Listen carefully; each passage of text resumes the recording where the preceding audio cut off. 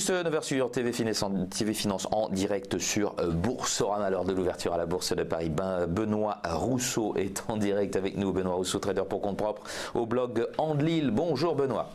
Bonjour à vous. Bon, écoutez, on aurait pu s'attendre à quelque chose de pire que ce qui est en train de se profiler là. Finalement, on est relativement stable à l'ouverture malgré la chute du Nasdaq américain hier soir. Ah oui, effectivement, on a eu une très belle journée hier. On s'est mis à monter fortement en matinée sur tous les indices européens. On avait largement explosé les 5400 points sur le CAC 40. Ça a été une belle journée jusqu'à un certain moment. Hein. Jusqu'à partir de 16h, 16h30, où ça s'est mis à descendre en ligne droite. Hein, tout simplement. On a même eu un indice Nasdaq qui nous a fait un peu plus de moins 2%. Donc ça nous montre une chose, en tout cas, c'est la nervosité des intervenants, notamment aux États-Unis, parce qu'on a un Nasdaq qui s'est pris une grosse claque. Ça faisait très longtemps, plusieurs mois qu'on l'a pas vu baisser aussi rapidement et avec autant de volume. Et on a eu le dinosaure Dow Jones qui a continué de monter lui tranquillement. Je crois que c'est un record. Hein. On a encore battu un record hier soir. Le Dow Jones, oui. Ce matin, vous avez vu le tweet de Trump. Voilà, systématiquement, il est quasiment en mode automatique. Le Dow Jones et le Trump aussi. Il se réjouit à chaque fois de la hausse du Dow Jones. Il n'a pas commenté la baisse du Nasdaq, hein, mais il reste sur l'indice. Mais c'est pas ses copains, hein, les géants de la Silicon Valley. C'est pas ses copains en général, en fait. Hein, donc c'est peut-être pour ça. Oui. Il n'y a pas que ça. Il choisit l'information. Ouais, bien sûr. Ouais, ce qui l'arrange. Ouais, voilà. Pour nous, en tout cas, sur le CAC 40, on revient sur les 5400 points pile. Hein.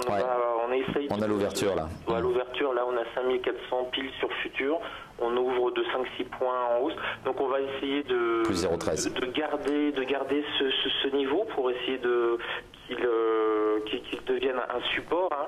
Ça fait à peu près 15 jours qu'on est toujours sur ce niveau. Dès qu'on se rapproche, dès qu'on passe au-dessus de 5004, on se reprend une petite claque qu'on repasse en dessous. Donc le point positif à l'ouverture, c'est qu'on essaye de se maintenir directement sur ce niveau. On n'ouvre pas beaucoup plus bas. On n'a pas beaucoup de volume actuellement sur le carnet d'ordre depuis 8 heures. C'est très calme, donc on n'a pas du tout un vent de panique. Par contre, ça va peut-être être un peu tendu pour conserver cette zone des 5004. C'est vraiment la zone qui est la plus travaillée. Et on a exactement la même chose sur le DAX, par exemple, actuellement. On travaille la zone des 13 050 aussi. C'est le même range qu'on a depuis 3 semaines et depuis à peu près le 9 novembre.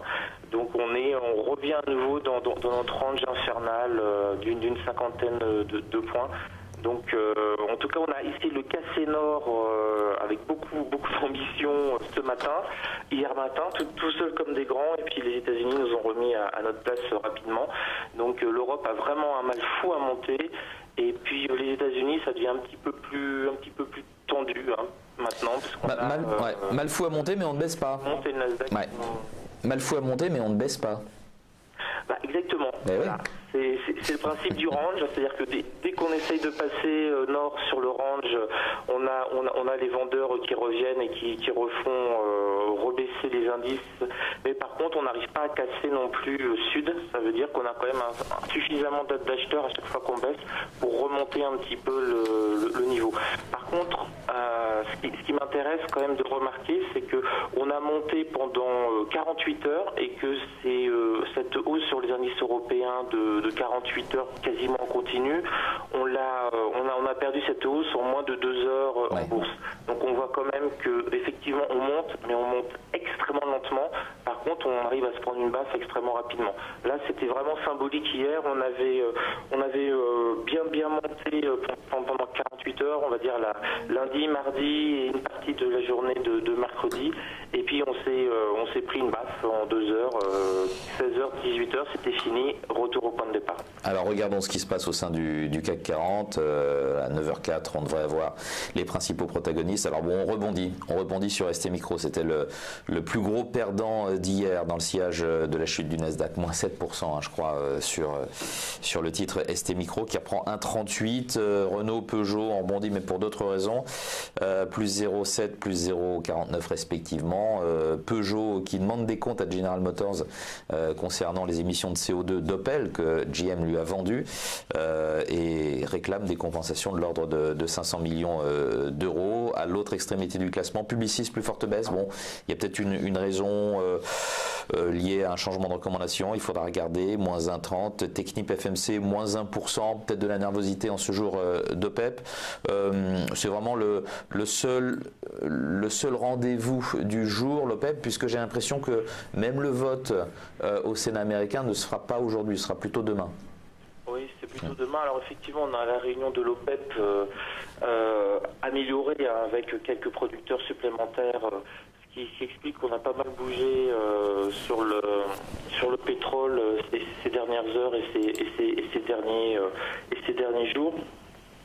Ce qui est intéressant de noter aujourd'hui au niveau macroéconomique, on a à 11h, on a quand même quelques indicateurs importants pour la zone euro. On a le taux de chômage et les prix à la consommation à 11h. Bon, ça va nous faire décaler peut-être un petit peu les indices européens, guère plus.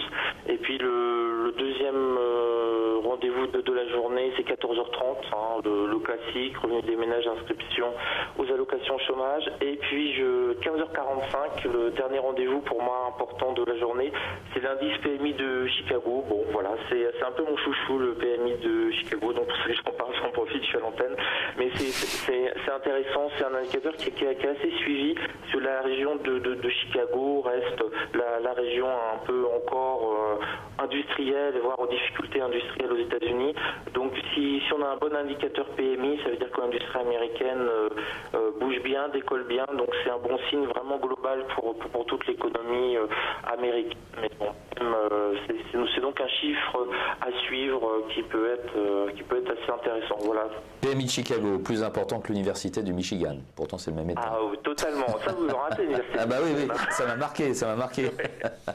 Bon, on vire dans le rouge, de très peu, 0,02%, 5393, dire à quel point c'est fragile quand même. On a vu d'ailleurs en Asie ce matin, les réactions étaient mitigées à la chute du Nasdaq. On a une forte baisse à Hong Kong, mais on a Tokyo qui progresse tout de même. Et puis, il faudrait quand même qu'on revienne, on va y revenir dans un court instant avec les market movers, mais à cette rotation sectorielle quand même, qui est à la base, qui est l'explication de cette chute des technologiques. On vend ces technologiques qui ont connu une année 2017 extraordinaire, et puis on se concentre maintenant sur des valeurs qui sont plus à même de profiter des réformes Trump, notamment les financières. Oui, c'est exactement ça. On a le fameux adage boursier qui dit que les arbres ne montent pas jusqu'au ciel. Donc petit clin d'œil aussi aux gens qui sont sur le Bitcoin. Ah oui. Voilà, c'est pas parce que ça monte pendant 1 mois, 2 mois, 6 mois, 1 an, 2 ans que ça peut pas baisser aussi fortement. Et on a tout à fait l'exemple sur le Nasdaq. Alors je pense que sur le Nasdaq, je rajouterais quand même aussi le fait qu'on n'a pas eu un Black Friday, un Cyber Monday exceptionnel. On a battu les records de vente et de transactions sur carte bleue, mais on les a battus de 2 à 3%. C'est pas énorme finalement. On était plus habitué à des taux de croissance à 2 chiffres, à 10 ou 12%.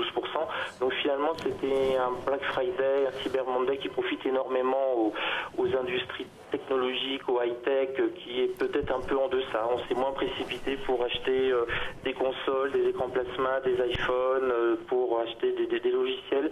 Donc ça peut aussi expliquer que ce soit le début sur Nasdaq, effectivement, de prise de bénéfices, et que le Cyber Monday a été finalement un déclic, un début de rotation sectorielle. Mais en tout cas, ça fait quasiment maintenant 10 ans, depuis 2011 qu'on monte quasiment non-stop en ligne droite. Donc oui, on va quand même, l'année 2018 devrait être un petit peu moins linéaire à mon avis, beaucoup plus chahuté, et on commence à le voir, là, les gérants commencent à nettoyer en tout cas un petit peu leur portefeuille sur Nasdaq pour renforcer sur les financières, et puis les valeurs du Dow Jones, donc on a l'air de mettre un peu plus d'argent sur sur les blue sur chips. les entreprises un peu classiques, Ouais. entre guillemets, qui sont plus susceptibles de résister éventuellement à un petit impact négatif en 2018. La consommation est renforcée. Et puis finalement, les industries qui ont énormément flambé, on commence peut-être à prendre un peu ces bénéfices. Alors c'est pas beaucoup, on a baissé de 2%, mais c'est quasiment la plus grosse baisse de ce semestre sur Nasdaq, donc ça valait quand même le coup de le souligner. Très bien, ouais, plus forte baisse en 3 mois sur le Nasdaq 100 en particulier. Moins 0,12% sur le CAC 40, là en ce moment même, 5391, les valeurs qui bougent le plus, voilà, les voici. En fait, on rebondit par rapport à hier hein, sur Peugeot et sur ST Micro, c'était les deux plus fortes baisses hier.